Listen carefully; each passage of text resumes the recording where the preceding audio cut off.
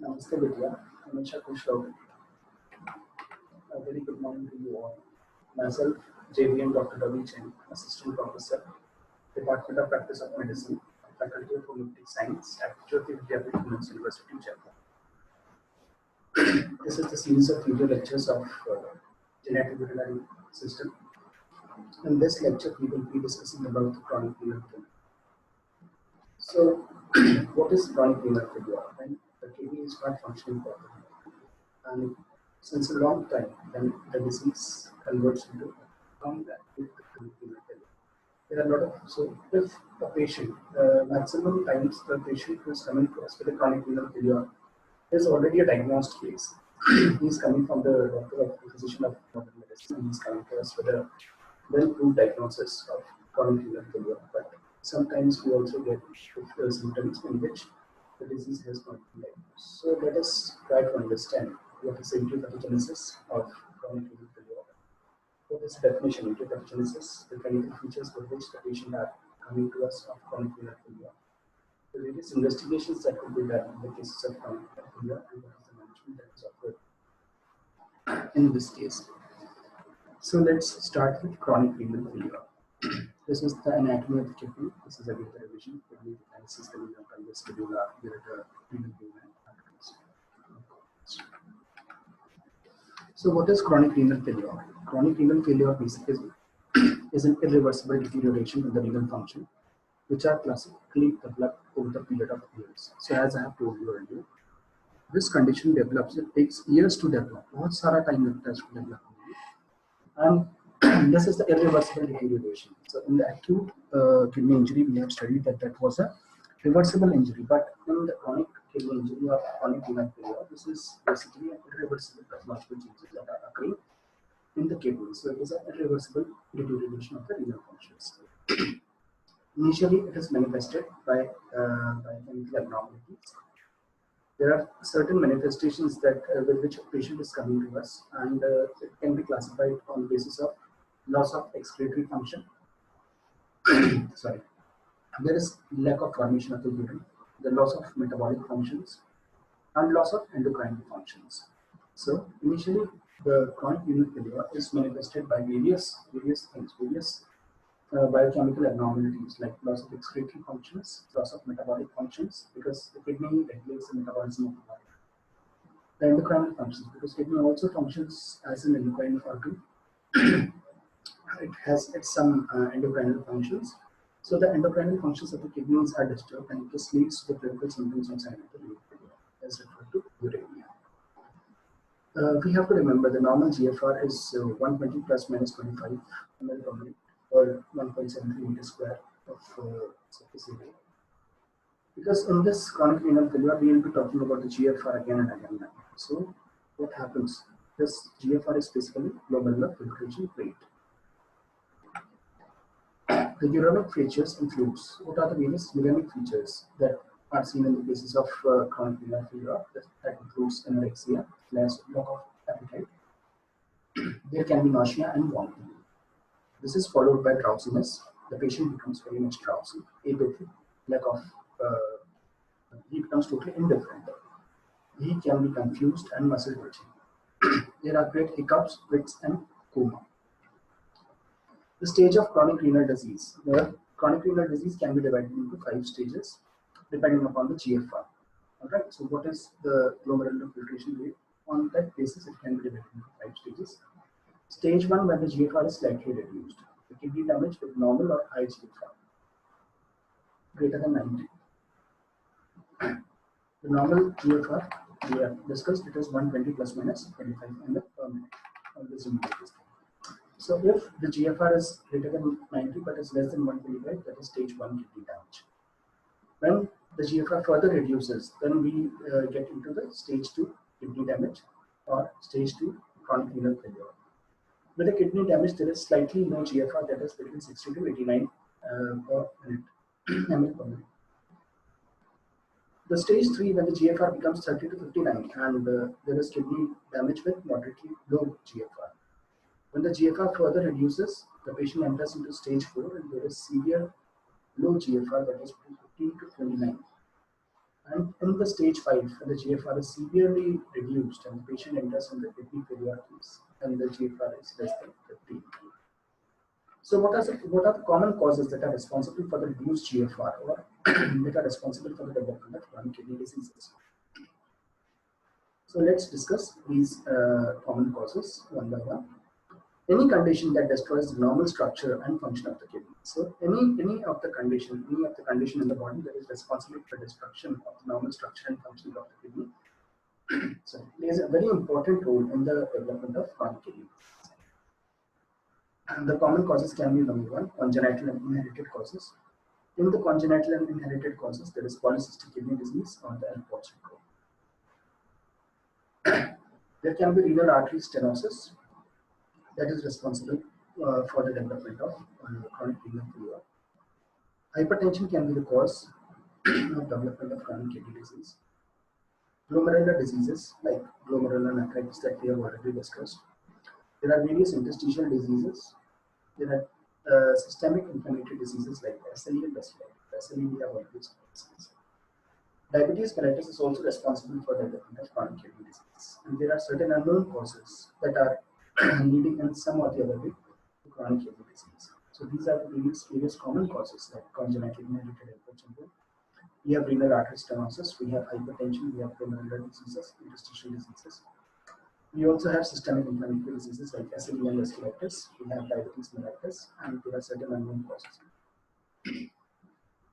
What is Alport syndrome? Alport syndrome basically affects adults, and it is autosomal recessive disease. So Alport syndrome is basically autosomal recessive disease which comes in adult individual.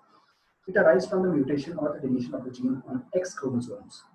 So Alport syndrome is occurring due to the deletion or mutation of the gene on the X chromosome COL4A5, which encodes type 4 collagen. The accumulation of abnormal collagen results in the progressive degeneration of the JV'n, that is glomerular basement membrane. The affected patients progress from hematuria to the end-stage renal failure in late teens and 20s. When the patient is developing Alport syndrome, then the patient rapidly progresses from hematuria, that are the initial symptoms, to the end-stage renal failure. In the 10s and 20s, it is associated with sensorineural deafness and ocular abnormality. There are various sensorineural deafnesses and ocular abnormalities that are associated with Alport syndrome. Now, what is the pathogenesis of chronic kidney disease? The chronic kidney disease occurs due to the disturbance in the water and electrolyte acid balance that contribute to the clinical picture. So there is disturbance in the water electrolyte and acid base balance that are contributing to the clinical picture of chronic kidney disease. The exact pathogenesis is not known. We don't know the exact pathogenesis that is happening. There are many substances in abnormal concentration in the plasma. Uremia is caused by accumulation of intermediate products of lipids. So this is the pathogenesis, the things that are usually happening. There can be brown pigmentation on the nails, exploration, pruritus, easy bruising, peripheral neuropathies. There can be increased respiratory rate and depth of metabolic acidosis.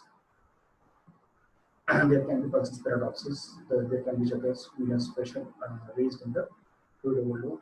There can be yellow complexion, the lard can be there, and urine fluids at dialysis axis. So these are the various pathogenic findings that we commonly see in a patient with chronic kidney disease. Because in the chronic kidney disease, the dialysis is a routine procedure that is occurring in the patients of end-stage kidney failure.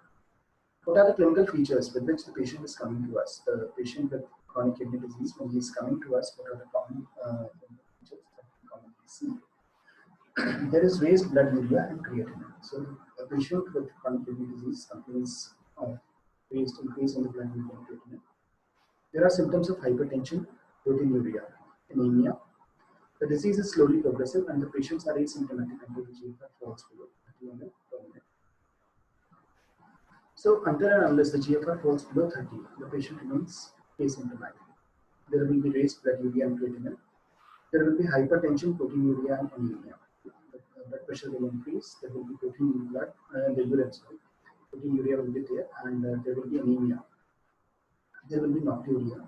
There is involuntary passage of the urine. Due to loss of concentration, ability to increase osmotic flow. Tiredness and breathing, breathlessness.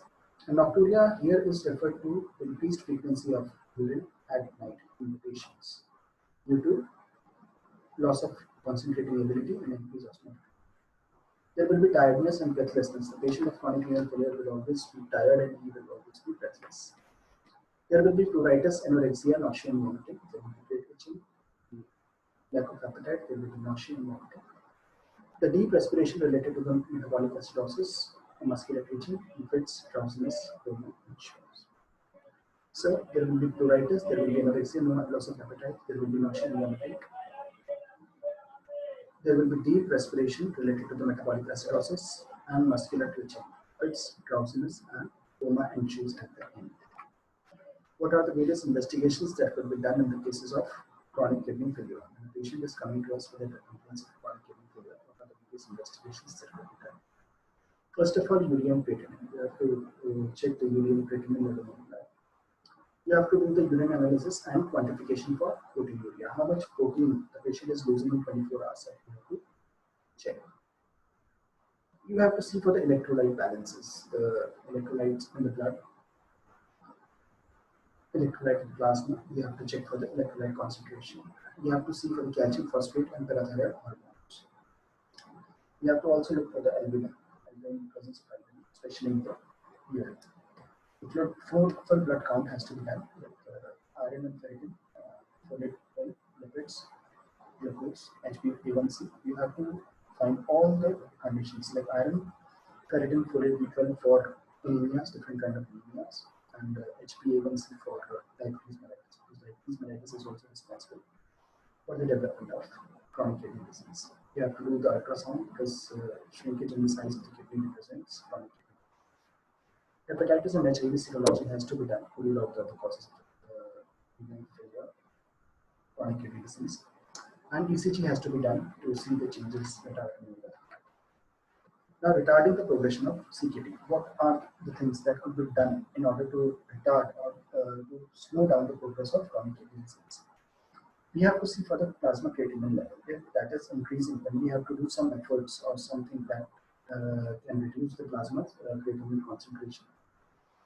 And if that reaches above 3.4, it will cause progressive deterioration of kidney function irrespective of the etiology. So it's our prime target to reduce the plasma creatinine level below 3.4 by any means. We have to control the blood pressure because it will cause further deterioration of the kidney. So blood pressure lowering agent has to be given. There we have several medicines for reduction of blood pressure that have to be given, which are producing minimum. We have to restrict protein in the diet. So the patient has to be asked to reduce protein intake in the diet in order to prevent further injury or damage to the kidneys. What is the management of adverse effect of chronic renal failure? What are the different adverse effects that we see? Then we have to manage them accordingly. We have to manage the anemia, the cases of anemia, because anemia is occurring in the chronic kidney disease.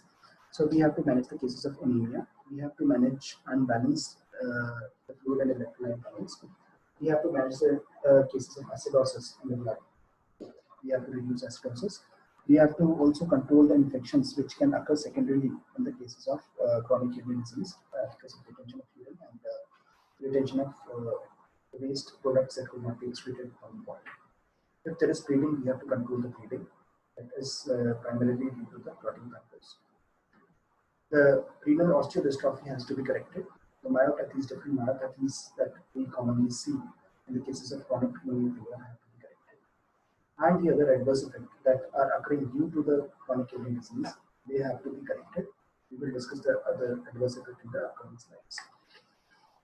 Now, what are the sensorineural neuropathy? It can cause paresthesias. The motor neuropathy can cause foot drop. So the various neuropathies that can cause different kind of symptoms we are discussing here that we have to manage. The sensory neuropathy causes paresthesias, motor neuropathy causes foot drop. The uremic autonomic neuropathy causes delayed gastric emptying, diarrheas, and postural hypotensions.